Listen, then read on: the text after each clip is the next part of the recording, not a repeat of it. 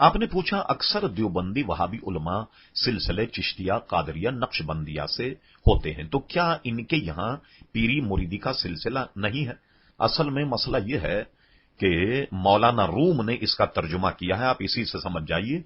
मौलाना room फरमाते हैं कि शिकारी जब जाल बिछाता है तो तीतर को पकड़ना हो तो तीतर की बोली बोलता है।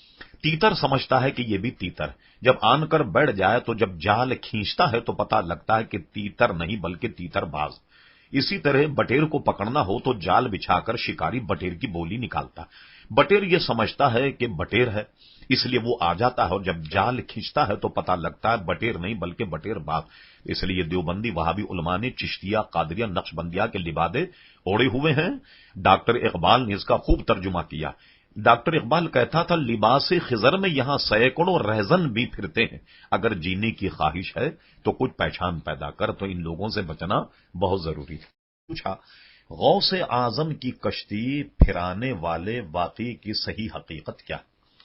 असल में देखिए, इस वाकई की सेहत का तो कुछ नहीं कहा जा सकता कि वो जाहिर है कोई हदीस या कुरान की आयत तो नहीं है।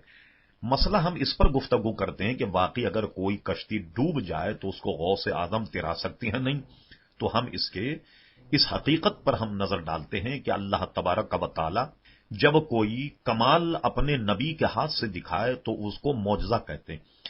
अल्लाह के वली के हाथ से अगर सरजद हो तो उसको करामत कहते हैं।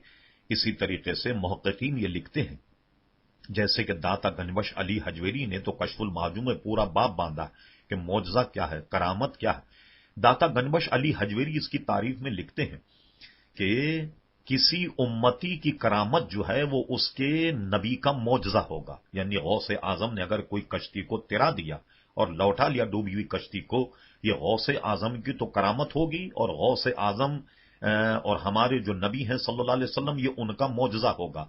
तो हमारे नजदीक अगर 12 साल या 14 साल की डूबी हुई कश्ती को अल्लाह का कोई वली अगर निकाल ले तो ये जायज है, ये कोई शिर्क या कुफ्र या इसकी मुमानियत नहीं। यानी ऐसा होना मुमकिन है अल्लाह के वली की करामत से। ठीक। दूसरा ये कि क्या औरत बगैर महरम के हज पर जा सकती है? नहीं। उलमा फरमाते हैं कि बगैर महरम के कोई औरत हज तो दूसरी बात है, शरई सफर नहीं कर सकती। शरई सफर से मुराद जहां नमाजें कसर पढ़ी जाएं, 57.5 मील से कुछ जाए, जिसको हम कहते हैं 57 मील का सफर अगर औरत करे, कहीं भी जाए, जैसे कराची से हैदराबाद या कराची से ठट्टा, तब भी औरत बगैर महरम के सफर नहीं कर सकती। और हज के सफर में उलमा लिखते हैं बगैर महरम के अगर उसने किया, एक एक कदम पर वो गुनाहगार होगी, इसलिए नहीं जाना चाहिए। हो जाए। आपने पूछा कि नफ्स के माना क्या हैं, क्या इसके माना किसी चीज की ख्वाहिश के हैं? जी हां, आप कह सकते हैं कि नफ्स एक कैफियत और एक ख्वाहिश का नाम भी है, या यूं कहिए कि इंसान के बदन में एक ऐसा जज्बा है, एक ऐसी यूं समझिए कि कैफियत है जिसको नफ्स का नाम दिया जाता है। मिसाल के तौर पर इसकी जो 3 सूरतें हैं, जैसा मैंने पहले भी कहा कि नफ्स लव्वामा, नफ्स लव्वामा इंसान के बदन की वो फितरत और वो कैफियत है कि आदमी जब कोई गुनाह करे तो ये कैफियत आपने देखा होगा कि जब आदमी किसी गुनाह का इर्तिकाब करे तो उसका नफ्स, उसका एक जमीर जो है वो उसको मलामत करता है, जिसको नफ्स लव्वामा का नाम दिया जाता है। एक कैफियत इंसान के बदन में है जो आदमी को गुनाह करने पर आमादा करती है, तो उस कैफियत का नाम जो है उसको नफ्स अम्मारा कहते हैं। और तीसरी जो है उसको नफ्स मुतमइन्ना कहते हैं। क्या मतलब कि नफ्स लव्वामा, नफ्स अम्मारा के गोया मामले से आदमी उबूर करके जब रूहानियत में तरक्की पाता है तो उसे जो कैफियत हासिल होती है, उसे तमानियत और इत्मीनान, तो उसको नफ्स मुतमइन्ना कहा जाता है। फिर आपने पूछा कि इसकी तख्लीक किस तरह होती है?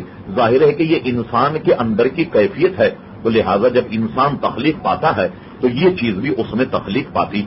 अलबत्ता बाज़ किताबों को देखने से ये पता लगता है कि इंसान के दिल में एक छोटा सा गोश्त का लोथड़ा होता है, और कहते हैं कि शैतानी वसवसों को वही लोथड़ा जो है वो कबूल करता है। इसलिए एक रिवायत में है कि हजरत जिब्रील अलैहिस्सलाम ने नबी करीम अलैहिस्सलाम के सीने को जब चाक किया तो आपका दिल जब निकाला, तो दिल को जब जमजम से धोया तो दिल में वो गोश्त का लोथड़ा जो शैतानी वसवसों को आम तरीके से इंसान के आम दिलों में जो पैदा होता है, تو وہ حضور علیہ السلام کے دل سے نکال کر جبریل علیہ السلام نے اسے ایک طرف کر دیا اور ایک طرف اس کو نکال کر کے رکھ دیا.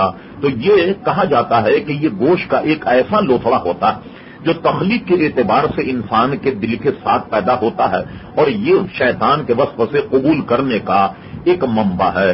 اس کی بحث اگر آپ دیکھنا چاہیں تو غزالی غما حضرت علامہ مولانا سید احمد سعید شاہ صاحب کاظمی رحمۃ اللہ علیہ کی کتاب معراج النبی صلی اللہ علیہ وسلم کا مطالعہ کیجیے. صرف اس مسئلے میں جو حضور علیہ السلام کے قلب سے وہ حصہ نکال کر الگ کیا گیا.